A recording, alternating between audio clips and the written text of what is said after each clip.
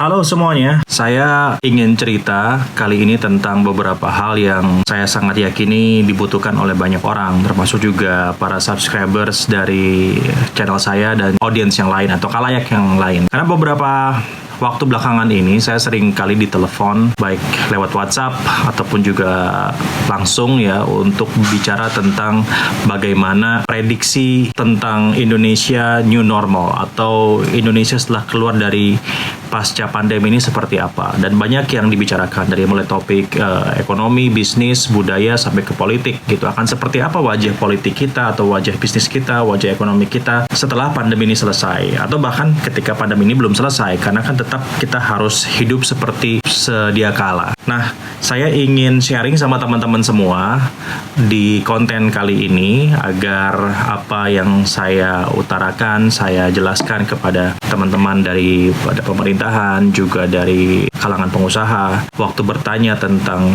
new normal ini, agar semua orang bisa lebih tahu dan pengetahuannya jadi milik semua orang. Yang pertama, di konten kali ini saya ingin bicara tentang bisnis-bisnis apa saja yang menurut saya akan bisa berkembang atau mendapatkan tempat di tahun ini, terutama ketika ada dampak dari pandemi COVID-19. Ya, yang pertama, sebelum masuk ke beberapa bisnis tersebut, saya ingin mengutarakan dulu kenapa ada perubahan, kenapa perlu ada shifting pada bisnis-bisnis yang sekarang sudah beroperasi, agar segera meredefinisi ulang bisnis-bisnisnya, ataupun juga bagi para pengusaha baru yang ingin berbisnis, melakukan usaha begitu ya, agar tahu peta jalannya bagaimana nanti di tahun ini setelah pandemi usai. Nah, latar belakang yang pertama adalah begini, setelah pandemi ini terjadi, maka akan ada satu kondisi psikologis masif yang dimiliki oleh semua orang, yaitu rasa traumatis pada penyakit ya. Itu yang pada akhirnya membuat secara garis besar kecemasan atau anxiety itu tumbuh lebih besar, lebih dalam. Dan ini tentu juga mempengaruhi faktor konsumen dalam mengambil keputusan untuk berbelanja atau untuk membeli produk Anda, untuk menggunakan jasa Anda. Sehingga faktor kecemasan ini juga perlu dipikirkan. Yang kedua adalah adanya pembatasan perjalanan. Walaupun sekarang di Indonesia PSBB sudah mulai direlaksasi, tapi karena adanya social distancing, physical distancing, maka wajah dari transportasi akan berubah ya. Bagi mereka misalnya yang terbiasa untuk liburan atau meeting di luar kota atau di luar negeri, barangkali akan lebih memilih untuk melakukannya secara online. Jadi transportasi akan terkena dampak ya, karena wajahnya akan berubah. Kalaupun kita mau melakukan perjalanan, kita akan cenderung memilih perjalanan dalam kota, at least dalam 1-2 tahun ke depan.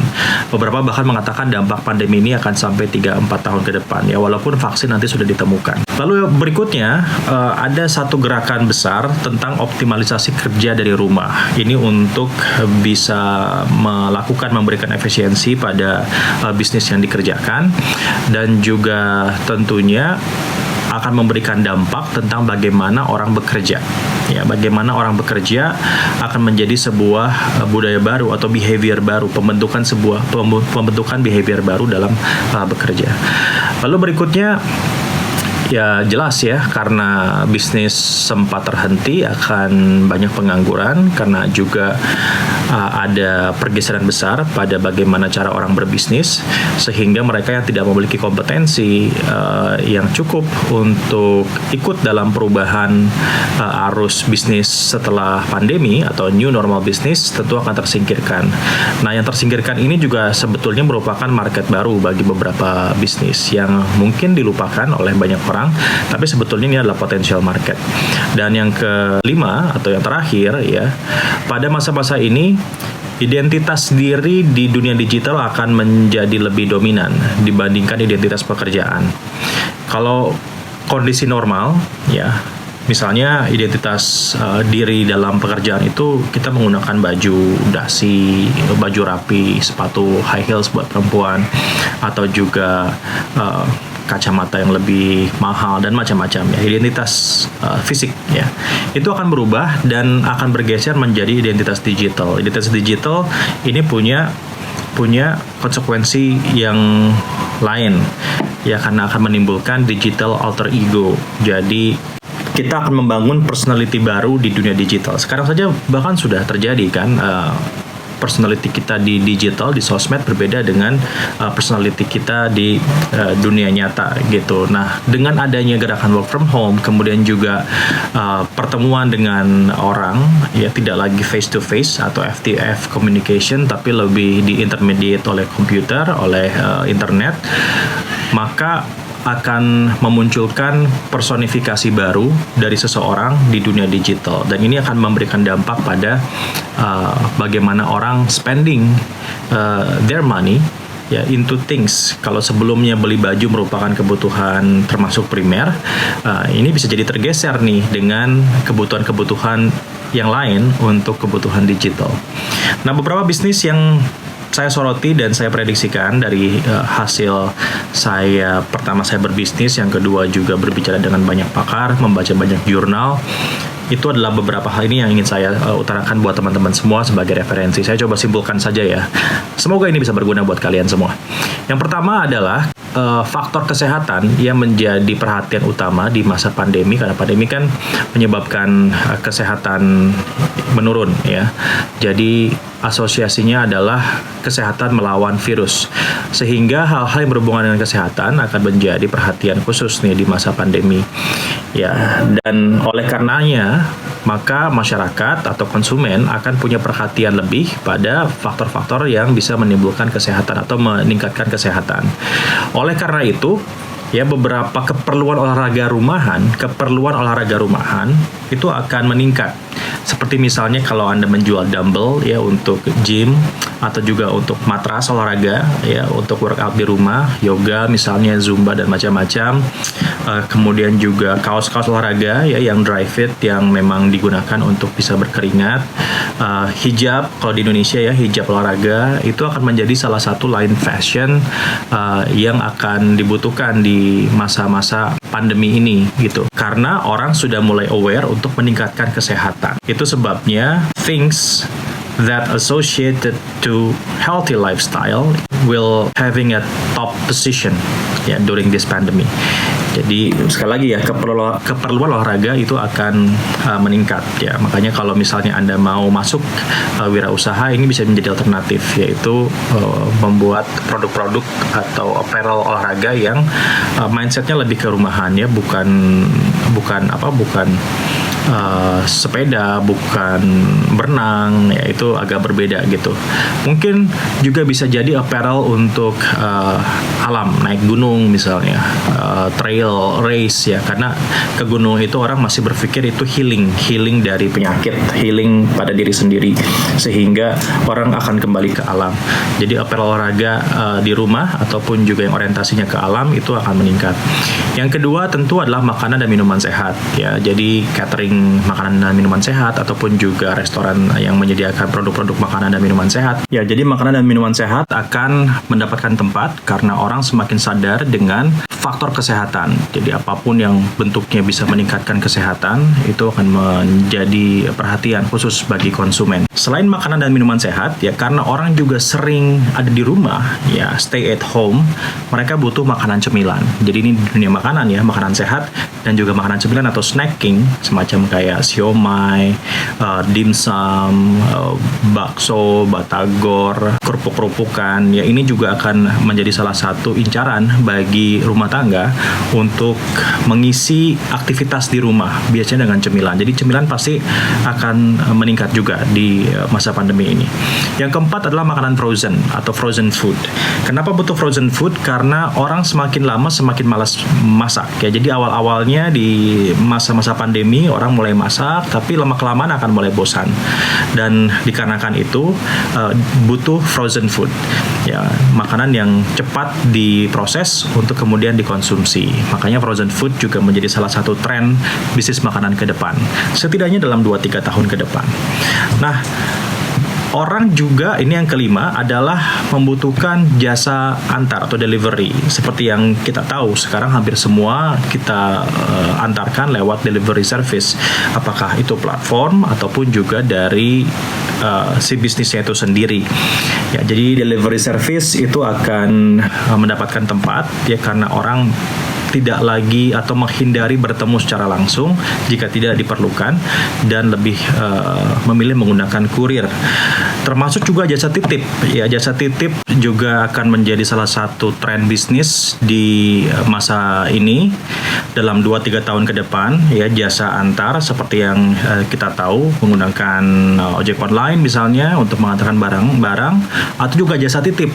Misalnya kalau kita mau belanja ke pasar, karena kan kita agak trauma untuk belanja ke pasar, atau untuk jasa titip ke market, ke mall, jasa titip beli makanan di kafe yang tidak terjangkau oleh ojek online misalnya. Jadi jasa titip antar juga menjadi salah satu peluang bisnis yang bisa dipertimbangkan di masa-masa ini.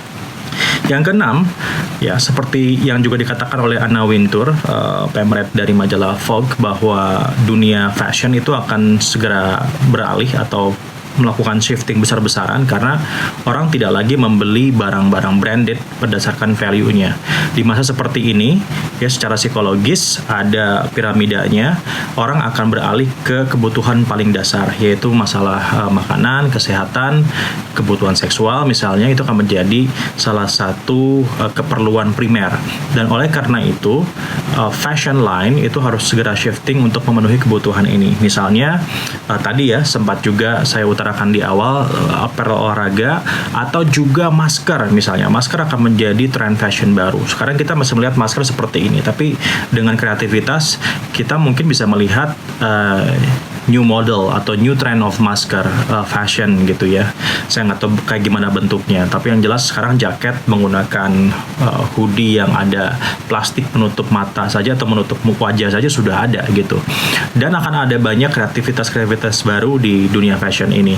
Jadi fashion yang lebih menunjukkan perhatiannya pada kesehatan dan juga kebersihan itu akan menjadi salah satu peluang usaha. Jadi sebaiknya barangkali konveksi atau juga line baju mulai berpikir untuk shifting ke arah situ ya. Sarung tangan ya kan, lalu juga baju-baju yang lengan panjang, jaket gitu, yang memang bentuknya adalah protection untuk memberikan pemenuhan kebutuhan pada perasaan aman, bahwa kita keluar itu aman gitu. Lalu yang ketujuh adalah kelas virtual ya, jadi bimbel secara virtual. Di Indonesia mungkin ada ruang guru dan juga ada bentuk yang lain ya. Itu juga akan menjadi salah satu pilihan. Kenapa? Karena orang butuh pemenuhan informasi dan tidak bisa dilakukan lewat seminar ataupun juga workshop secara tatap muka, maka kelas-kelas virtual akan menjadi salah satu pilihan. Sekarang ini bahkan ya maraton atau juga lari olahraga misalnya, yoga, itu sudah berubah menjadi virtual gitu. Ada virtual maraton atau virtual run, ada virtual triathlon, ada juga yoga virtual, ada zumba virtual. Jadi kelas-kelas virtual juga ini akan mendapatkan tempat. Makanya kalau misalnya Anda punya kemampuan, coba mulai dipikir, dikemas agar kemampuan Anda itu, kompetensi Anda itu, pengetahuan Anda itu bisa dijual secara virtual, dinikmati secara virtual. Dan dikarenakan virtual, maka tadi itu ya, digital alter ego menjadi lebih tinggi ya, sehingga ini masuk ke produk-produk berikutnya. Keperluan produksi digital di rumah akan juga semakin meningkat ya. Ini yang ke-8, keperluan produksi digital di rumah akan semakin meningkat. Misalnya laptop atau komputer, lalu juga USB, memory card, software editing, software yang berhubungan dengan online class dan macam-macam, itu juga akan meningkat. Termasuk juga bahkan hardware-nya, seperti misalnya kamera yang lebih bagus atau juga lighting yang lebih bagus, tripod ya, mic untuk merekam suara agar bisa lebih bagus kelas-kelas virtualnya, atau juga ketika lagi online meeting juga bisa jadi lebih bagus penampilannya. Ini juga akan meningkat. Yang ke-9 adalah obat-obatan. Jadi obat-obatan baik herbal ataupun juga chemical ini juga akan menjadi pilihan karena orang lebih care pada vitamin misalnya. Saya harus punya suplemen untuk bisa pemenuhan imun atau juga zat besi dan juga macam-macam. Jadi obat-obatan juga akan mendapatkan tempat. Biasanya orang beli obat-obatan kalau lagi ada gejala atau sakit. Sekarang ini orang juga mulai membeli obat-obatan ya atau suplemen untuk bisa melakukan tindakan preventif pada penyakit. Yang ke-10, aplikasi-aplikasi kesehatan online seperti misalnya Halodoc ya, dan juga beberapa yang lain. Saya nggak tahu apakah ada yang lain atau tidak, tapi juga aplikasi kesehatan online akan menjadi pilihan karena untuk ke rumah sakit kita ada paranoia gitu. Waduh, takutnya di sana ada yang terpapar COVID dan macam-macam gitu. Sehingga datang ke rumah sakit itu kita akan lebih punya restriksi, punya barrier. Dan oleh karena itu konsultasi secara online itu menjadi pilihan. Termasuk juga membeli obat-obatannya. Yang ke-11, nah ini juga penting nih, servis rumahan atau jasa-jasa rumahan seperti misalnya AC.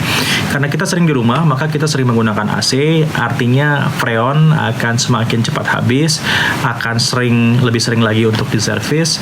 Lalu juga misalnya jasa kebersihan rumah ya, karena kita sering di rumah, maka kita akan lebih sering membuat debu di rumah dan butuh jasa untuk kebersihan. Kemudian juga jasa hama misalnya ya untuk disinfektan, penyemprot disinfektan di rumah gitu, itu juga akan menjadi salah satu pilihan. Dan ya yang berhubungan dengan servis rumahan lah, servis elektronik, televisi atau juga wifi ya, wifi at home gitu, itu juga akan menjadi pilihan atau akan menjadi kebutuhan baru. Yang ke-12 adalah produk-produk kebersihan ya, sabun, shampoo, hal-hal seperti itulah, hand sanitizer gitu. Itu juga akan menjadi kebutuhan baru, kebutuhan primer nanti di masa-masa ini.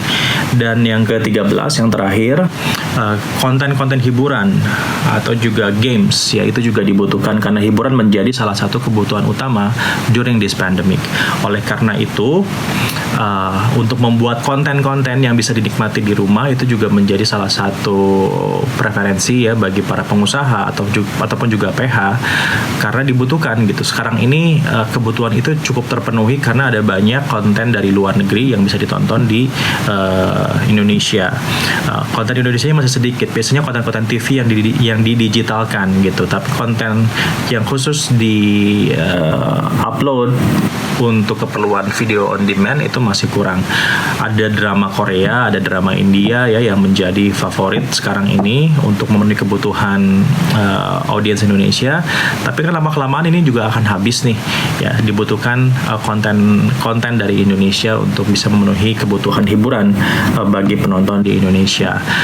Masalahnya adalah bagaimana memproduksinya nih di masa social distancing. Jadi ini juga salah satu tantangan bagi PH untuk memproduksi konten sambil memperhatikan social distancing. Saya masih belum kepikiran seperti apa caranya. Dan juga games ya, games online juga seperti itu. Games di smartphone ataupun juga games lewat konsol seperti PlayStation atau Xbox, juga Nintendo gitu. Itu juga akan menjadi salah satu kebutuhan baru karena anak-anaknya kan di rumah kan. Oleh karena itu butuh games untuk menghibur mereka. Orang tua kadang-kadang sudah give up kalau untuk menenangkan anak-anak lewat bermain fisik gitu. Sekarang ini ya udah main games aja deh atau main smartphone aja deh.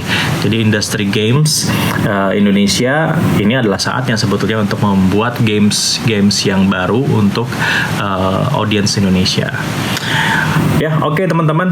Jadi itu adalah beberapa bisnis yang akan booming di era pandemi. Harus diingat bahwa walaupun pandemi ini usai ataupun walaupun juga vaksin ini sudah ditemukan, tapi rasa traumatis pada pandemi ini masih akan terus terbawa hingga diperkirakan 2-3 tahun ke depan. Jadi peta usaha akan berubah selama 2-3 tahun ke depan. Nah, dikarenakan ada banyaknya pengangguran, maka memunculkan peluang banyaknya pengusaha baru. Jadi bagi Anda yang ingin berusaha bisa dilakukan dari sekarang gitu, karena sekarang masih banyak potensi atau banyak loophole di market yang belum bisa melakukan supply secara penuh pada kebutuhan-kebutuhan yang tadi saya sempat sebutkan di awal. Semoga kita semua bisa tetap sukses dan juga selamat, sehat.